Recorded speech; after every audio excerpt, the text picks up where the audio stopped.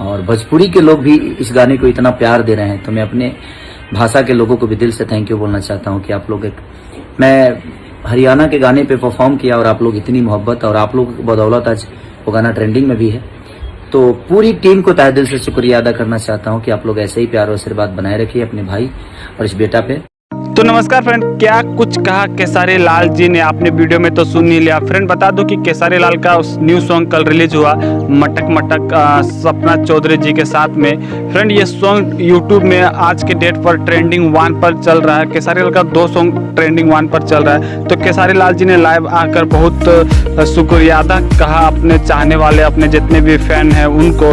Friend अगर आप अभी तक इस सॉन्ग को नहीं सुने हैं तो जाकर मेरे डिस्क्रिप्शन में इस वीडियो का लिंक दिया हुआ, इसे आप जाकर देखें और ढेर सारा प्यार दीजिए। फ्रेंड अगर आप चैनल पर हैं नए तो प्लीज़ चैनल को लाइक से सब्सक्राइब कीजिएगा, क्योंकि मैं इसी तरह के मज़ेदार वीडियो इस चैनल पर अपलोड करते रहता हूं। तो मिलते हैं नेक्स्ट वीडियो में, तब तक के लिए टेक केयर।